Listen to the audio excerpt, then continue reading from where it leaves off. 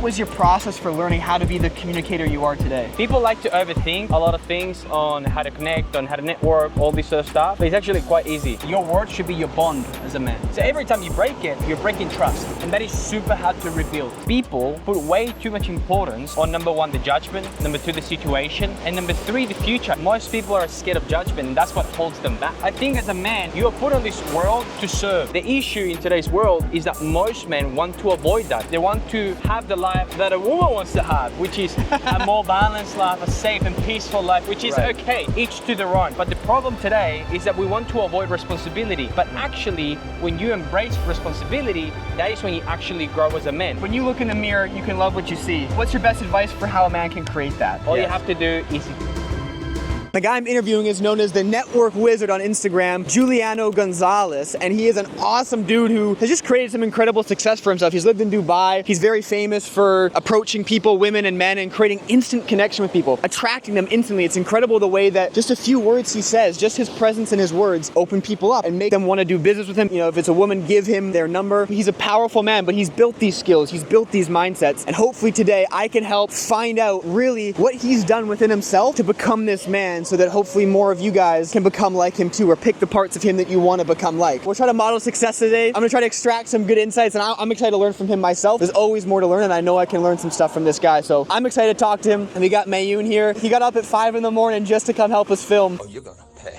I'm so grateful to have him here. We're gonna have some fun today, so thank you to Mayun as well. We just met for the first time. Yeah. We're getting to know each other. We're feeling out the vibe. Yeah. What do you find are the best ways to connect with people? Do you find it's better to go like really casual and silly first? Do you find it's better to talk about mutual interests? What's your way of, or is it really just you're in your body, in the moment, in your heart, and just kind of going where your curiosity takes you in that moment? Or you have to find a point of reference, and the point of reference that we found very quickly was the dog situation. Yes. And then we just expanded about the dog situation and we spoke about it. Yes. And that's how we are onto this topic now. We've shifted from that to this. It's all about finding a point of reference and then expanding on it and letting the other person tell you the story and vice versa. And it's like dancing. Yes. You know, it's like playing, have you played tennis before? Absolutely. It's the same thing, back and forth. Yes. You know, same thing. People like to overthink a lot of things on how to connect, on how to network, all this sort of stuff. Yeah. But it's actually quite easy. All you Yes. have to do is give more than what you take. Yes, I agree. You know? I also think as well, give more than what you take. But if you look at children, aren't children so good at connecting? Like if you and I were kids, we'd be playing around. Yeah. You know, I'd stick my tongue out at you. Yeah. Kids have no worry about networking. They have no fear of They don't have judgment. that self-consciousness. Exactly. Most people are scared of judgment, and that's what holds them back. Yes, I agree. You know, I had a guy hit me up the other day. He's like, "Hey, listen, like, obviously I do completely different things on the internet, right? Like I teach people how to make money online." But he was like, "Hey, can you teach me how to pick up women? I'll pay you whatever money." I'm like, no, because it's not about learning to pick up women. It's about learning more about yourself. I love that you went there, by the way. Thank you for going there. No, that's okay. I'm trained as a therapist, and that's how I got into this space, actually, Yeah. was therapy training. And you realize really quickly how much the internal world affects everything you do. External world, yeah. Especially in attachment relationships, Yeah. whether it's networking or an intimate partnership, is where our deepest fears come up for most people. Yeah. So talk to me about how it's not about getting the girl, all right, guys? It's not about getting the fucking big fake titty woman from Dubai. I mean, if they're like that, by all means do that, but most guys don't actually like that. And well, some guys think they do, and then they get super empty, and their heart gets empty because it's just not fulfilling. But I'm taking us off track. Yeah, no, it's okay. What is the importance of learning about yourself in that process? Talk to me about that. The only way you can truly learn about yourself is by making mistakes on a consistent basis and not seeing them as mistakes, seeing them as a point of reference. Because once you have a point of reference, it's expansion. And when you've got expansion, you're able to then grow. Yes. Because you have a point of reference. But most people put way too much importance on number one, the judgment, number two, the situation, and number three, the future. It goes back to always having this pressure from the left and from the right and never being able to focus in the middle. Because that's where the magic really, really happens. Yes. See, if I was here talking to you and I was thinking about surfing and the dogs and really be invested on that memory, I wouldn't be able to speak the way I am speaking right now because I will be disconnected from the moment. Yes. Do you know what I mean? I know exactly what you mean. That is the difficult part. You really have become this wizard when it comes to human relationship. Yeah. I gave you a very, very handsome introduction. Yeah, I appreciate that. That's good. I gave you a very generous introduction. I guess I'm just curious to know, for guys out there that look up to you, who want to be able to build an identity and a skill set that can help them instantly connect with people, build rapport, build real connection, How did you get through those failures or reference points? How do you get through those reference experiences? What did you learn, and what was your process for learning how to be the communicator you are today? Two things: by doing the difficult things.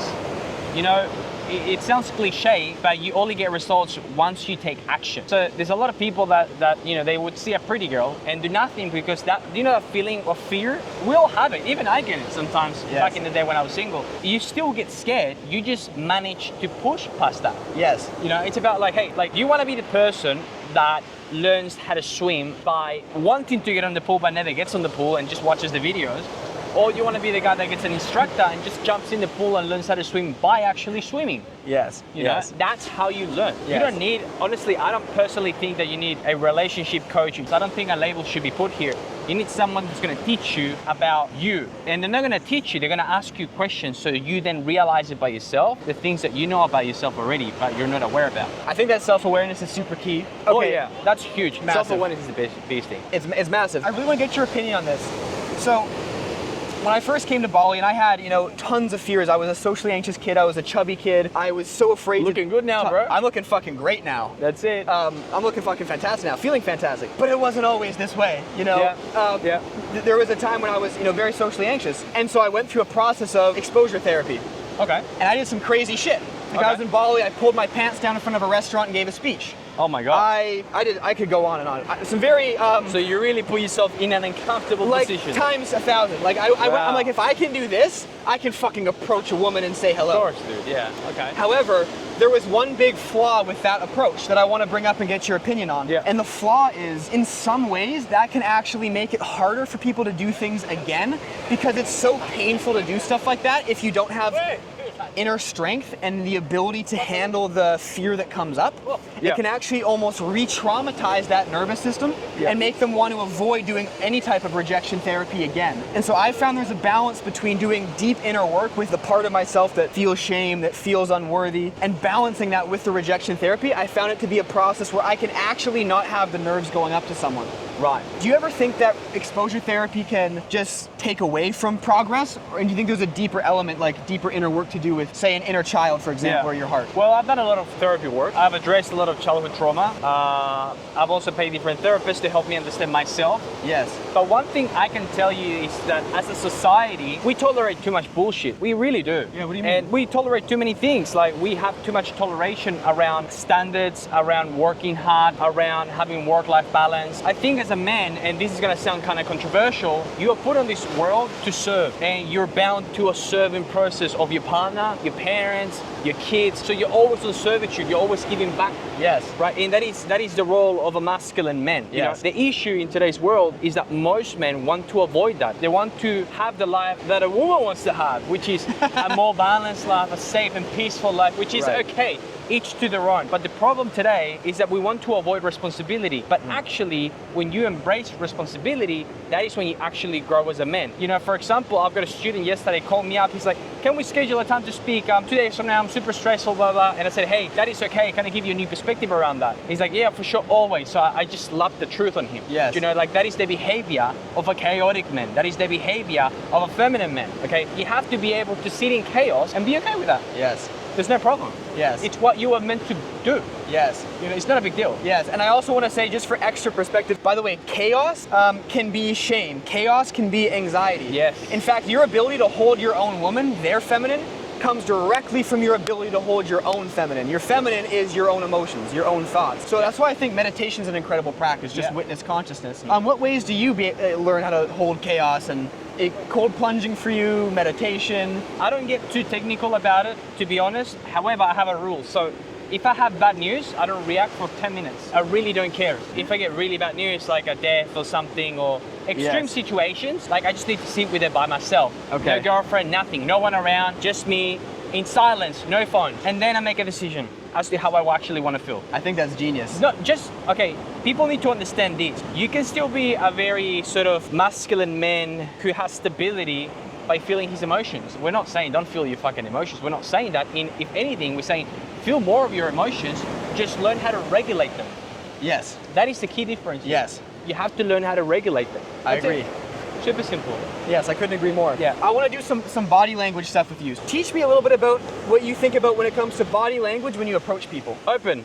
I'm not gonna go straight. Yes. I always like to go a little bit on the side, so they feel like they can, subconsciously they feel like they can run away if that's what they want to do. Yes. Which they'll never do, by the way. One big thing that I do a lot of the times, if you see on my videos, is I sound kind of confused a lot of the times as to why I'm actually I didn't pick it up. Okay. So it's the tonality. It's like, hey, sorry, I saw you there and I thought I don't know, come and say hello. Yes. Because the thing is that when you come off too smooth, in general, yes, it's too practiced. It's way too practiced, and people are like, this guy does too performative. He does this for a living. Yes. Do you know what I mean? So they can pick up the patterns and they're like, oh, this guy, like he's got a plan. He's got a dilemma here. Yes. Do you know? Yeah. You want to come off as natural, as if this is your first time doing this thing, and Yes. people think that actually doesn't look good, and the shy guys will be like, oh, that's not good, because they're gonna think I'm kind of awkward. No. Yeah. No, it's not about that. They'll think that's a normal human interaction.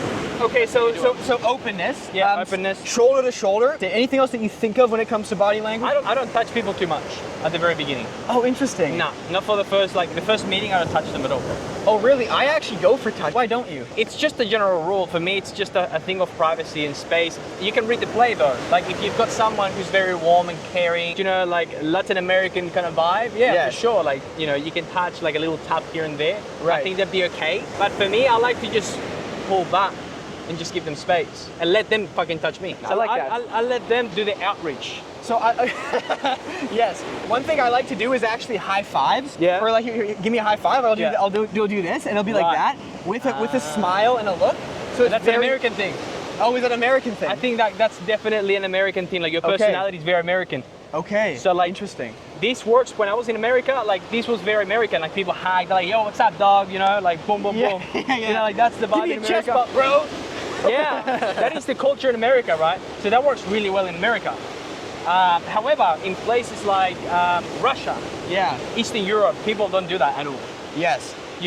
In South America, they might be okay in South America. America's different, Eastern Europe's different, Dubai is also very different. So in Dubai, space is everything. People don't like to be touched in Dubai at all, unless you know the people. Yeah, so that is a great cultural distinction, absolutely. Yeah. So you need to be able to read the play. It all depends on reading the play. I love that. Yeah. I love that. One of my favorite quotes ever is, to influence someone, you have to know what already influences them. That's right. And one of those things with approaching people is knowing what cultural beliefs they have, what cultural rules they have. Yeah. Let's transition into talking about business and making money online. Yeah. This is something that, I live in Bali, and I'm very like, hey, I'm in Bali, I'm so free. And people are like in a cold winter in Canada where I'm from, they're like, fuck, I just wish I could get out of here and, go to Costa Rica or something. But they can't because they don't have an online income. So wait, you're Canadian? I'm Canadian, I'm not American. I always get it wrong. I always get it. Americans. Did you think I was American? Did you think Did he was you see American? this guy? I thought he was American. He thought you were American. Canadians and Americans, they're very similar. Like culturally. Yeah, very, culturally, very, I agree. Next door. I agree. You're next door. Yeah, We're actually similar to Australians too, I find. Yeah. Canadians and Australians get compared quite a bit. Interesting. Okay. But yeah, anyways, tell me about making money online. Yeah. I want to be really specific. I'm thinking about a particular guy who actually hasn't made money online yet. Yep. And then we're gonna go after that to your advice for guys that are already making like consistent, like 5K a month, like they can live somewhere. Yeah. But then they want to take it to a higher level of income. Yeah. So what's your advice for the guys that just like want to make money online and get started? The hardest things for a beginner when you start making money online, it's picking one thing and sticking to it. Yes. Okay? Because the issue becomes when you start changing from this thing to this thing to this thing, you will never make progression. Right. Ever. Do you know? It's like a pyramid. Like, you stack the things and then eventually you build a pyramid. Right. So you need to be able to pick one thing and stick to it long enough, 6 to 12 months, to actually see results. Yes. That is the first thing. Yes. The second thing, you want to be doing something that nobody else is doing at the very beginning. Or, because here's the thing, as a very beginner, you need an advantage over everybody else. And it may not be the specific thing that you're doing that nobody else is doing, but it might be a new way of saying it, a new angle that no one's ever heard about before. Yes. Do you know? Yes. So if I talk about, for example, hey, learn how to make money online deleting posts. No one's talking about that. How does that work? Yeah. I saw that in your bio. And I actually was curious. I was like, oh, that's interesting. Yeah. So I have a reputation management firm. Okay. So anything that's on the internet that looks negative, I can delete it, and I get paid a lot of money for that, for companies. Oh, interesting. Right? So it's almost like a lawyer, like a digital lawyer. without that's super cool. without having to go through a law degree, right? Oh, that's very interesting. And then I teach people how to do that, on how to make money of doing that, right? Yes. But for you, for example, what is your offer? Like, you're doing something around therapy, I saw. Yes, I do coaching for entrepreneurs. Yes. And I help them develop emotional intelligence and social skills Nice. to basically create high quality relationships in business and life. Amazing. So that's really good. Yes. Like that's pretty fucking epic. Because you're not teaching, hey, pick up women. You're like, hey, you're building a foundation. Yes, Right? becoming a better man. Yes. And that goes to my point of the beginner. So if you're a beginner and you're really good at something, let's say you're really good at talking to people, you're really good at, even at work, let's say a corporate, and you're really good at using this specific software. Yes. You can teach people how to do that. Yes. You know, people have this misconception that because you sell a mentorship, a program, an agency, that you're a scam. You Right. know? It's all about how it's perceived. So if I said to you, do you think university is a scam? I would say yes. Why? Because you pay way too much money for Yeah. such a low quality education. And low income. Yeah. Yeah. Like low income jobs. Yeah, absolutely. People think that 6 figures is a lot of money, but in today's age, it's not a lot of money. No, it's not, man. You know, like it Dude, runs out fast. seven figures is the new 6 figures, especially in Dubai. Especially in Dubai.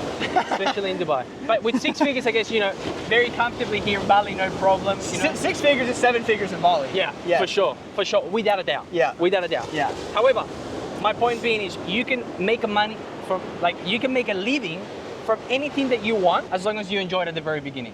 If you want to take the path of coaching, consulting. Is that because you enjoy it, so you stick with it long enough Yeah. to make it work? That's for consulting and coaching, yes. Yeah. But then you've got the other methods, which is like trying something that nobody else is doing, like the stuff that I do. Yes. And the reason why I'm very proud about it, and people sometimes they ask me, why do you talk about it so openly? Like you're deleting things with people. Yeah. You know, it's not ethical. I'm like, well, hold up.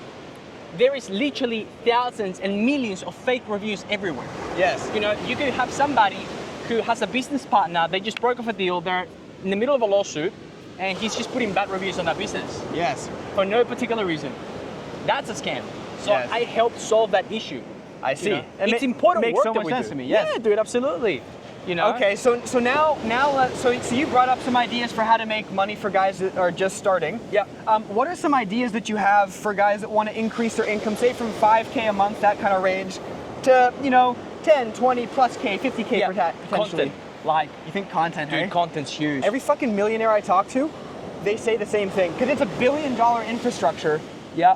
that we can use for fucking free. It's for free, and more importantly, you're building trust. And we live in a world right Yes, now yes. where trust is at an all-time low. Agreed. Like an all-time low. Agreed. Do you know what Agreed. I mean? So it's an easy hack. Like, how the fuck did I get on this podcast? Because of my content. That's true. Otherwise, if I had no content, I may have luckily met you in Bali, but very likely not. yeah, and we would have been like, oh, hey, bye. Yeah. There was no connection. There was no, nothing for us to relate because of the content. Woo! This is Bali, guys. Because of the content, things are able to change. This is what I love about Bali, man. The water. Really? The water's nice, yeah. The water is nice. Yeah. You have an attitude of gratitude too, because you're like, I like Bali because of the dogs, I like Bali because of the Yeah, water. well- you got the surf. I'll tell you what. So, have you read Reality Transurfing? No, I haven't. That sounds awesome. You have to read it. Everybody watching this, you have to read Reality Transurfing. It's one of the best books I've ever read in my entire life. Okay? Sounds amazing. And he talks about the power of not positive thinking, because I think that's a bit overused. Yes. But every time you've got a bad situation, you have to be very quick to find a positive situation. Yes. So if I just got wet completely, I'd be like, what's the good thing that could come out of this? Yes. I'm like, well, I don't know, maybe I'm just feeling the salt on my skin. Yes. You Yes. always can switch it and go from a negative frame onto a positive frame, because you want to be always on a positive lifeline. Yes. Okay. The moment that you got negative, your frequency drops. Yes. And you're not able to elevate. Yes. And that's a big problem. Yes. Because you attract negativity into your life. 1,000%. Have you ever seen those guys who are constantly trying to date or constantly trying to build a circle, but nothing goes their way? Yes. They're too negative. I see that all the time. Yeah, too negative. I talked to a guy recently, he's like, man, there's no conscious women in Bali. There's no conscious, I'm like, dude, all I see is conscious, beautiful women. He's like, All no, of it. man, they all just want your money. I'm like, no, dude, you're attracting the women that just want your money and that are OnlyFans models. I used to think this way as well, because I dated a Russian. Well, if you date Russians, you're gonna develop that belief. but listen. So, when you understand the Slavic culture, you understand that they were shown love by their father, Giving money. by giving, I know. by having gifts. Yeah, by So- having gifts. Okay. Yeah. So my girlfriend, for example, she can buy whatever she wants. Like my money's her money. I'm like, whatever, you buy whatever you want. And I like that because it makes me feel like a man, like I can fully provide for her. She doesn't work. Yeah. You know, and I love that. Feels good for you, yes. Yeah, it gives me a sense of purpose. It helps me push more. Yes. You know, if I had a girl where we have to go 50-50 with everything, I'd feel fucking gay. Yeah, I would No. too. Honestly, I would too. I really I would. actually used to do that with my ex. Yeah, and that's normal, me too. I literally wanted to provide, but I couldn't Yeah. because my business was in the early stages. And so I could buy a thing here or there, but it was generally like 50-50 or 60-40. Yeah. And I just felt like such shit because she wanted me to provide. I wanted to provide, but I felt like a fucking like emasculated, incapable dude. Yeah. So, Yeah. but also I want to say, like, in the U.S. at least, 65% of the jobs are going to women. Because 65% of women are graduating university compared to men. Yeah. So that's kind of shifted around. Uh-huh. And so women are actually more intelligent than men typically. Uh-huh. Women are so they have more intelligence. Yeah. And they don't really need a man to provide anymore, even though they want one and usually feel much better when they do. Yeah, I mean, like, it's a very interesting statistic. However, I'm a believer in the old school way of living. Everyone has their own way of seeing the world and, acting accordingly. For me, Yeah. I come from a background where I saw my grandpa provide for my grandma Yes. as a very little kid. Yes. So that's what feels normal to me, Yes. And I think ultimately, again, it goes back to normalizing responsibility and pressure. I had a realization the other day. I was like, so many guys are chasing pleasure. Oh, dude. What they should be chasing is presence. And what I mean by presence is something very specific. It means facing directly, confronting directly what's happening now. Yeah. I mean, like, it goes as far as whenever you have a confrontation or an issue with somebody, to be able to address it. Yes. You have to be, like, as a man, you have to be okay with conflict. I love conflict, man. Like, I love telling some of my friends, for example, that are no longer my friends, telling them why I don't want to be friends with them anymore, to their face. Meet them face to face and be like, hey, I actually don't like you anymore, man. Yes. I don't think your values align with mine anymore, and that's cool. I Yes. just don't want to be friends, but I want you to hear it from me first. Yes. Simple. Did you used to be a people pleaser? Nah, have I been? No, I don't think so, no.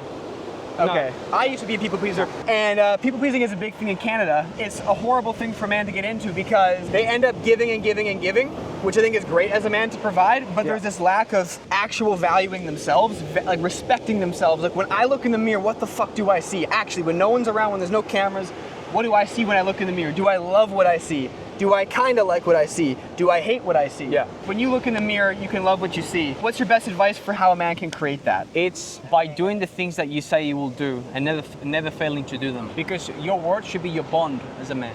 So every time you break it, you're breaking trust. Yeah. And that is super hard to rebuild. Yes. It takes a long time to rebuild. So it's being able to say, hey, I'm gonna wake up at 5:30 every day, and you do it every day. Yes. When no one's watching. Yes. Yes. You go to the gym every day when no one's watching. It's about doing the difficult things that you said that you wanted to do in order to become someone that you're not yet. Yes. In my opinion. Yes. Because it's never about like, who am I? It's about who am I becoming? Yes. That is the question that you should be thinking about. It's like, who am I today? No, it's like, that's past. It's like, Right. who am I becoming? I love that. Have you read the book 10X is Easier Than 2X? I've read that book by Grant Cardone though. It's a one. Totally different concept. Yeah. Read the one 10X is Easier Than 2X. You will love it so fucking much because the premise of the book is basically connecting to a future vision that is so ridiculous in both quantity and quality. Cardone is just quantity, 10X, like 10X your income, 10X that. This book is about 10Xing the quality of your experience by focusing on your 20% of things that move you forward. I like that. It's I'll an check it incredible out. book. I think you'll really get a kick from it. Yeah. Okay, so I want to just bring us into what do you think are the most important things about communication, about building a network, about being a networking wizard Yeah. that you see most men make a mistake on, that you see most men fuck up on? For the men that want to have more success in their interactions with people, what would be the advice that you get from the common mistakes that you see them making? I think they do too much push and not too much pull. Let me explain, so I'll expand on that. So you always want to be in a position when people come to you, you don't go to them. Does that make sense? That makes you sense want to to me, build a circle, or you want to build a situation. So for example, in Dubai, when I got there, I didn't know anybody. Yes. Right? And I threw these events and it was going wild because number one, no one was doing them. And number two, I was able to connect high-level people Yes. and bring them back down to reality to normal people. Yes. And normal people wanted that. They Yes. craved that. Yes. So I just give them what they needed and wanted. Yes. And I was orchestrating the whole thing. Yeah. So then people saw me at this guy's like, well, this guy is the connector. Like, Yes. he's the event. So automatically, your status goes high. Yes. And then people want to be around you because Yes. do you know? So, okay, so this is good advice. Yeah. So what he's basically saying is, he's saying create a circle or community where you have automatic high status position, automatic what they call halo effect. Halo effect, yeah. Yes, where you have like, you are in the position where you're the leader of an event. Yeah. Like an example for me, because I coach men, I am a leader of men. Yeah. And it's very attractive to be a leader of men. Mm-hmm. And so when I even say the words in a context, or if I'm like even filming, I find sometimes gives me that effect. I'm the confident one with the camera. Mm-hmm. You're the person who I'm talking to who's now in my frame. Yeah. And so, okay, so what are some other examples? So I think organizing a dinner, like being the organizer of an event where cool people come, that's awesome. What are some other ways that someone can become that high status person and build up halo effect? With your content as well. Like if you do I content, agree, yes. Content, Yes, dinners, that's a great one. events, you know, like just be the center of attention so people come to you like a magnet. Yes. That's what you want to do. So how about in like in a one-on-one dialogue with someone you just meet, before they see your content? Yeah. I think one of the hardest things is like you did when you first got to Dubai. Yeah. You had to build from zero up until whatever you were when you left. Like people knew you and this and that. Yeah. Say like you meet somebody for the first time. How do you build that high status halo effect? Through telling stories, through your energy, through your presence. What ways do you communicate that builds that high status effect? It's very different. So for example, your energy is very hyper, you're very sort of extroverted, right? Yes. People think I'm extroverted. I'm actually a mix of both. Yes. I know when to be and when not to be. So for example, if I've got someone like him who's very extroverted, then I'm gonna slow down my extroversion and I'm gonna become more introverted. Yes. Because two extroverts can have the spotlight. Right. This is also your show. So subconsciously I'm showing you respect by allowing you to always lead the conversation. I see, yes. I appreciate see that now, yes, right? Yes. So you have to be able to read the room. That's one of the hardest things, being able to read the room, and that only comes with experience. So if I meet someone for the first time, I don't speak as much, I just ask questions. And then at the end I go, hey, by the way, like, are you into, do you like me, do you know a lot of people here in Dubai? Like, no, actually, well, I run these events every Thursday at the same time. Yes. Where I bring someone who's very, very successful, and they tell the story. Like, you're welcome to come, I'd love to invite you. Yes. Here's my Instagram. Cool. Yes. And then so now what you've done, you can come see high status people, and then you show them your Instagram, which you have over 200,000 followers, which is amazing. Yeah, but even if I didn't for the have high status piece, even if I didn't have the Instagram, I would literally just give them the Instagram of the page, right? Just follow that, and then I'll post on the page every day. Oh, you mean a different page for this event? Yeah. Oh, that's cool. Yeah, I see. Yeah, interesting. I love Instagram because you can always post. Like, I haven't been posting for the last month as much at all because I'm stacking up content for being a month ahead. I see. This is one of the most difficult things. Before I was always posting like randomly. Now I've got a full-time editor, and like we're stacking up a month. Yes. Because you want to be ahead. Yes, you agreed. know, some days you don't want to fucking shoot. Yes. And I'm like, well, if I've got too many things on, I'm gonna put this and do it tomorrow. It's smart. But the only downside of that I found is that you lose relevancy on some topics too. That, and also if you want to build the skill, like I find like when I'm approaching people and there's a momentum in that. Yeah. If I don't approach somebody for a month, those first approaches are harder and worse. And I'm really big into building the skill of doing content right now. You may already have had the skill where you want it. Yeah. For me, I want to keep building this skill because I want to get really good at this. Because in a world of AI, in a world of technology, I want to be a master fucking networker and communicator in person. Yeah. Because that is a skill that I think is a competitive advantage. Absolutely, but once you become it, so it's almost like an evolutionary thing. So when you're a baby, from 0 to 5, you look away. From 5 to 10, you look a different way, right? Yes. So like, it all depends in what journey you are. If you want to constantly grow and become the best, right, that makes a lot of sense. Yes. But to me, it's like I've got so much certainty on who the fuck I am and what I can bring to the table. Yes. That I pull the cut whenever I want. Yes, you have the skill. It's just like you have whenever you need. Whenever it is, boom, boom, boom, boom. Yes. Easy. Yeah. You know, I don't ever think it. Most people, they're too stuck in their head. Yeah. And that's why they never make any real progression because they're thinking too much. Yes. Instead of being here in the present moment. Yes. That is the hardest thing, for sure. Okay, we're gonna finish off with one last piece of advice. Tell me. You got men out there, they're watching you, they respect you. They're looking up Give me to the you. massage, yeah. Give me thumbs up. They're the sheep, you're the lion. Okay. They want to know how to be a lion. Damn, What's I your need a advice massage. for them how to become a lion, become an amazing, attractive, conscious man, powerful man in 2026? Don't be a pussy. That is the first one. And what do I mean by that? It's start doing the things that you say that you want to do. You know, there's beautiful women everywhere. When you become successful and you become quote unquote their man, they come to you anyway. Yes. So, you know, you want to be always so in a true. position when they come to you, you don't go to them. And again, goes back to just keeping your word. You know, stop breaking your fucking word. Stop being such a repeat offender. Stop being such a repeat offender, please. That's it. Simple. Appreciate you. Thank you, brother. Thank Appreciate you. Anytime. There you guys have it. The Network Wizard live in the flesh. Thank you so much for watching this little vlog, this beach series. If you like the beach podcast, comment below. We'll start to do more of these. I hope you guys got a ton of value. Comment your biggest takeaway below. Thank you very much for your time and attention, and we'll see you on the next one. Peace.